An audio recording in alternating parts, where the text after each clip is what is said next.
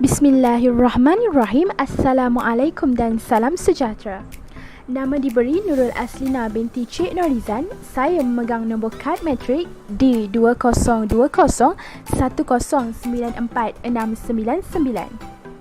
Pada hari ini, kumpulan kami iaitu Kumpulan 8 ingin membentangkan satu tajuk daripada tugasan 1 iaitu Sumbangan Tamadun Melayu kepada Malaysia. Sebelum kita melihat lebih jauh lagi berkenaan dengan tajuk ini, izinkan saya untuk menceritakan sedikit sebanyak berkenaan dengan sumbangan tamadun Melayu di Malaysia. Tamadun Melayu menurut ahli sejarah berpendapat bahawa orang Melayu berasal dari Tanah Tinggi Yunan yang merupakan satu wilayah di China terletak di utara Indochina. Kaum ini telah berpindah dalam satu gerombolan yang sangat besar pada 2000 tahun sebelum Masihi yang menyusuri Sungai Mekong sehingga sampai di pesisir pantai dekat Kemboja. Dan dari situ bertebaran kaum Melayu ini di seluruh pelusuk Kepulauan Melayu melalui semenanjung Tanah Melayu ke Sumatera, Jawa dan lain-lain tempat. Antara faktor utama perpindahan kaum ini adalah kerana kehidupan di kawasan persisiran lebih mudah seperti kawasan untuk bercucuk tanam yang mendatar, tidak berbukit bukau, cuaca yang lebih nyaman berbanding di tanah tinggi Yunan. Dan ianya lebih mudah untuk berdagang dan berniaga untuk mendapatkan keperluan asas untuk hidup. Antara sumbangan tamadun Melayu kepada Malaysia adalah dalam bidang kesenian. Kesenian boleh diertikan sebagai bentuk yang menyenangkan, indah dan ada kesan serta kepuasan keindahan dalam proses penghayatan seni Ada juga yang mengatakan seni ini hanyalah hiburan iaitu yang boleh dinikmati melalui penghayatan pengalaman indera semata-mata. Contohnya menggunakan telinga dan mata. Antara fungsi kesenian Melayu adalah yang pertama iaitu sebagai medium hiburan, yang kedua lambang identiti bangsa, yang ketiga kesenian yang diperlukan dalam upacara ritual dan agama dan yang terakhir iaitu yang keempat adalah media untuk pendidikan. Di segi kesenian terdapat pelbagai jenis kesenian, antaranya adalah seni tari, seni suara dan alat muzik. Seni tari adalah perlakuan yang bersikap teknikal dan kompleks. Tarian memperlihatkan gerak-geri, lenggang-lenggok dan pergerakan jari.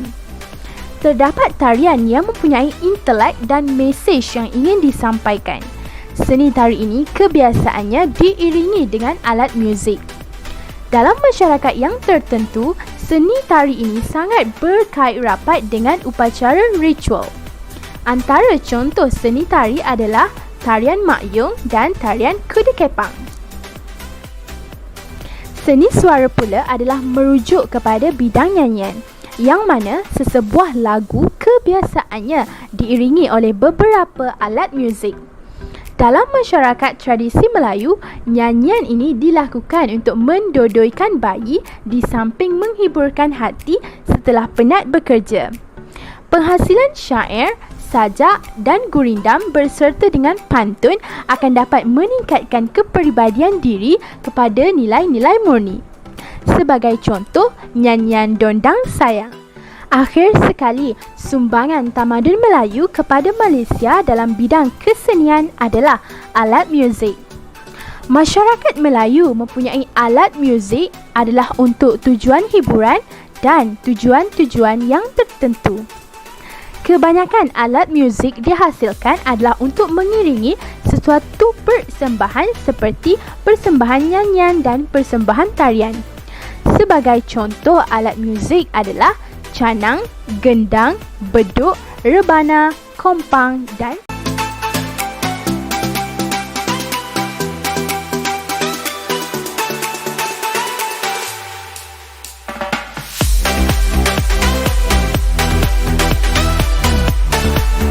Assalamualaikum warahmatullahi wabarakatuh dan salam sejahtera diucapkan kepada Dr. Abu Zarin bin Selamat serta rakan-rakan yang dikasihi sekalian.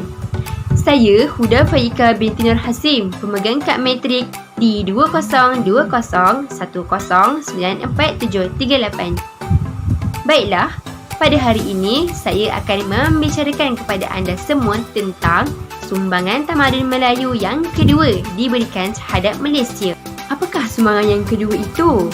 Selain daripada sumbangan dalam bidang seni, tamadun Melayu juga turut menyumbang dalam bidang matematik, di mana ilmu matematik ini turut dikenali sebagai ilmu hisab ataupun ilmu kira-kira. Aplikasi ilmu matematik ini wujud dalam memperluaskan lagi sesebuah tamadun Melayu. Di samping itu, Kepulauan Melayu juga pernah menjadi pusat dagangan yang sangat terkenal di seantero dunia. Mengapa ianya menjadi sangat terkenal di seantero dunia? Kerana mereka semua dapat melakukan banyak pekerjaan. Contohnya seperti menyukat, menimbang, menukar mata wang, membayar cukai dan sebagainya. Seterusnya, saya juga akan menceritakan tentang tokoh-tokoh ilmuwan dalam bidang matematik yang terkenal. Antara tokoh-tokoh yang terkenal tersebut ialah Ibnu Khaldun, Ibnu Sina dan juga Ibnu Al-Khawarizmi. Di sini, saya akan menyentuh tentang tokoh Al-Khawarizmi.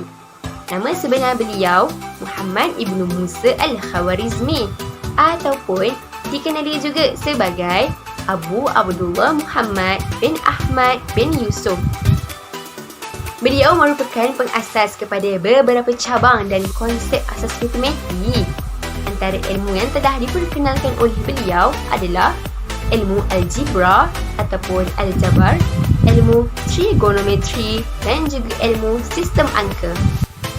Kesimpulannya, penguasaan ilmu matematik ini sangat penting dalam kehidupan kerana ia bukan sahaja dapat membantu para peniaga dalam menjalankan proses perniagaan mereka dengan lebih berkesan, malah ia juga dapat membantu kita dalam menyelesaikan masalah dalam kehidupan seharian kita.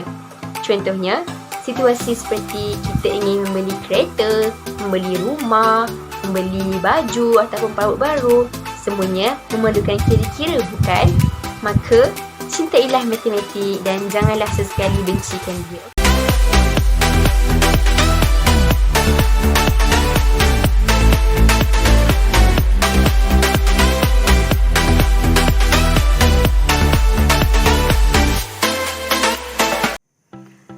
Assalamualaikum warahmatullahi wabarakatuh. Nama saya Fatimah Al-Zahra binti Abdul Rani, memegang kad matrik D2020109475. Hari ini, saya ingin membentangkan mengenai sumbangan tamadun Melayu di Malaysia, iaitu dari segi perubatan Melayu. Sebagaimana kita tahu, masyarakat Melayu memiliki pengetahuan yang mendalam dalam usaha pemulihan daripada sakit, demam dan keuzuran. Sebelum kedatangan pengubatan moden, orang Melayu bergantung sepenuhnya kepada pengubatan tradisional Melayu. Apabila pengubatan moden gagal mengubati keuzuran atau sakit yang dihidapi oleh orang Melayu, mereka akan kembali merujuk kepada pengubatan tradisional. Pengubatan tradisional berdasarkan flora dan fauna yang mudah diperolehi daripada hutan. Pengubatan cara ini dipanggil ubat akar kayu. Di kalangan masyarakat Melayu, penggunaan ramuan atau ubat akar kayu masih popular hingga ke hari ini. Kebanyakan orang Melayu percaya ubat akar kayu ini mempunyai khasiat yang tinggi dan mampu mengubati banyak penyakit.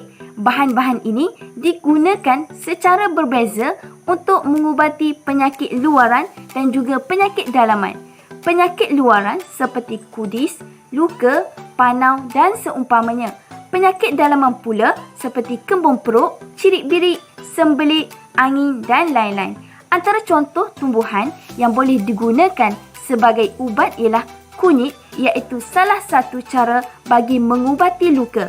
Bahan lain yang digunakan antaranya terdiri daripada rempah ratus seperti jintang manis, jintang putih, buah pegaga, halia hidup dan halia bara. Di samping sebagai bahan untuk pengubatan, ia juga digunakan sebagai perencah masakan.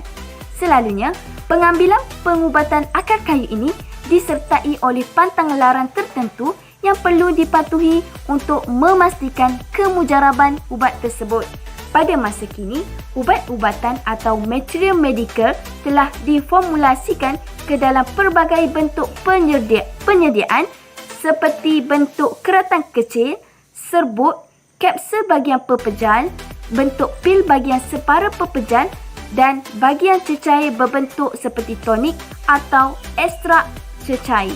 Dengan kata lain, kebergantungan orang Melayu dengan warisan perubatan tradisional ini masih lagi berlanjutan hingga ke hari ini.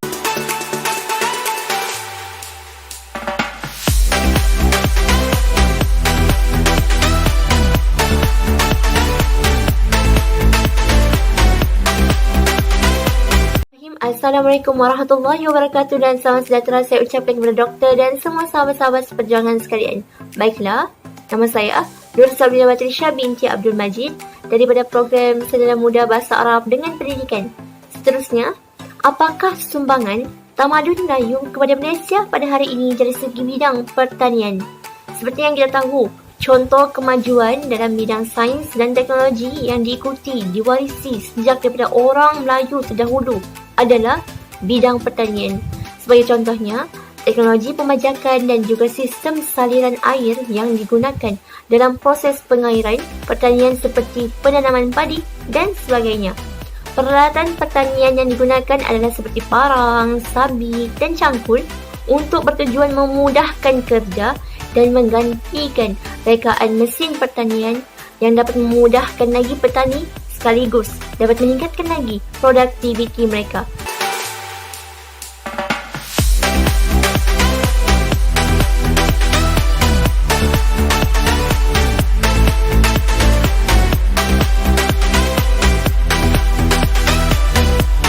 Sumbangan yang terakhir oleh tamadun Melayu dalam negara kita ialah bidang pembuatan. Sedia maklum bahawa majoriti masyarakat Melayu mempunyai kemahiran dalam pembuatan barangan keperluan. Setiap hasil akan disematkan dalam nilai falsafah Melayu serta dipenuhi dengan nilai estetika yang tinggi. Antara kemahiran tersebut ialah pembuatan rumah, peralatan kelengkapan rumah, kelengkapan alat tulis dan pakaian. Sebagai contoh berkaitan dengan kelengkapan alat tulis, penghasilan kertas bersumberkan bahan yang tersedia di sekeliling sahaja. Masyarakat Melayu pada zaman tersebut amat memiliki daya fikir yang kreatif serta pelbagai inisiatif yang tinggi dalam menghasilkan sesuatu barangan. Ini menunjukkan bahawa ketiadaan teknologi canggih bukanlah satu penghalang bagi mereka menghasilkan sesuatu kemudahan untuk digunakan dalam kehidupan. Konklusinya, terdapat pelbagai sumbangan oleh tamadun Melayu yang meliputi semua bidang serta memberi manfaat kepada masyarakat. Ketinggian tamadun memaparkan jati diri dan identiti bangsa Melayu sehingga menjadi satu rumpun bangsa yang dikenali, dihormati dan disanjungi. Pembentukan modal insan yang berpegang kepada agama, falsafah bangsa serta jati diri yang teguh mampu membina kecemerlangan dalam sesebuah tamadun.